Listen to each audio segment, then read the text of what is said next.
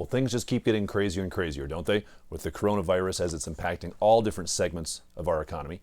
I'm Mark Cunningham at Grace Property Management, and one question we're finding ourselves being asked by our owner landlords is this: do I still need to make my mortgage payment to my bank because of all the craziness going on? Whether or not my tenant pays me, do I need to pay my mortgage to my bank right now? Well, just last week, President Trump signed into law the economic relief package as it relates to COVID-19. And this package addresses many, many different aspects of our economy and directions, but there's an entire section carved out to address housing.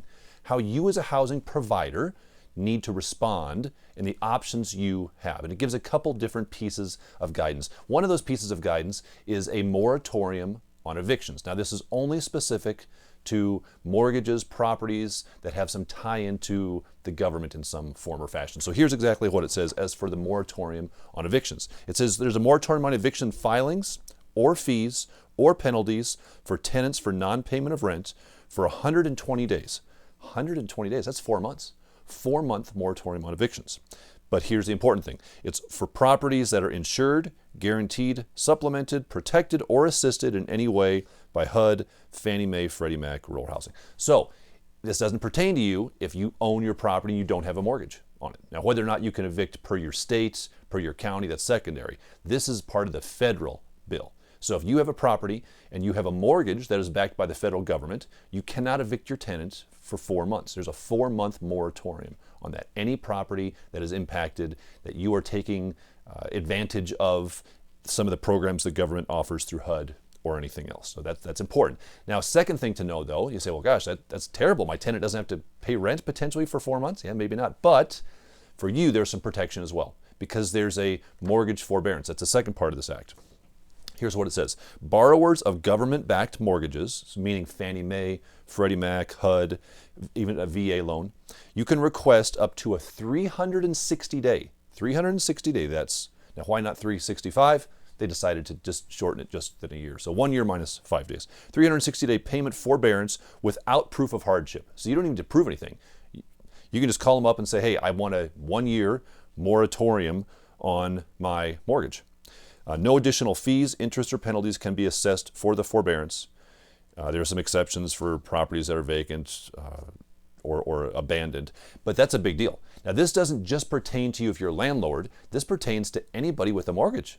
You can get a 360-day forbearance simply by requesting it if your loan is backed by a federally backed mortgage. Now, there's a second aspect as well, and that is as it relates to multifamily investors. So if you own a property that's classified as multifamily, there's some options for you. You also have can do some forbearance, and here's what it says. Properties who are current on their mortgage payments as of February 1, 2020, so you have to have been current, and have a federally insured, assisted, or supplemented loan, meaning backed by the government. Any loans that are backed or assisted by any branch of the federal government, you may request a forbearance for 30 days due to financial hardship. So you do have to prove some financial hardship. You can get a 30-day forbearance with extensions up to a total of 90 days. Now, if you do that, you can't go through any eviction processes with any of your tenants. So those are just three. Now, there's some other parts of the housing part of the bill that impact us as landlords, as homeowners as well, but those are the three big ones that we need to make sure we're aware of. So best practices is this. Number one, if you are finding yourself in this situation, call your lender. I've personally talked to several lenders, and lenders are being very, very workable right now. So if you're in a situation where you're having trouble paying your mortgage because maybe your tenant didn't pay you rent, call your lender. And here's what one lender said to me as a best practice. They said, hey, call your lender, ask them for a 6-month forbearance on your loan. Hey, can I pause payments for 6 months? Now, they said they may not give you 6, but they'll probably give you 90 days, 3 months. So ask for 6, you'll probably get 3, but that will help you as a landlord weather this storm, whether or not your tenant is paying rent, to get us through this aspect. And a couple other pieces of advice. Number one, remember, as a landlord, you still must make repairs. So even if your tenant doesn't pay rent in the current situation, if something breaks, you as a landlord still have to fix it, whether or not they paid rent. Number two, we're kind of in a waiting mode right now.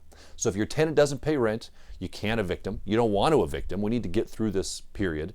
And that's hard, I understand that, but we're kind of in a waiting period to see how quickly this whole thing moves through the system.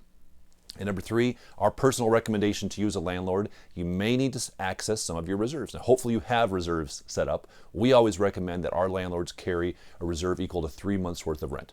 So if your property is renting for $2,000 a month, we recommend you have $6,000 sitting in a reserve account somewhere. Why? Because things like this, and this is very strange and crazy, but things happen. Hot water heaters go out. Furnaces go out. Things have to be fixed and replaced, and crazy things happen. So you may have to dip into that reserve a little bit. But if you're an investor, here's what I encourage you to remember.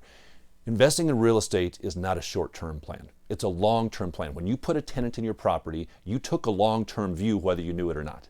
So from a long-term perspective, we're going to come out of this. Things will get better.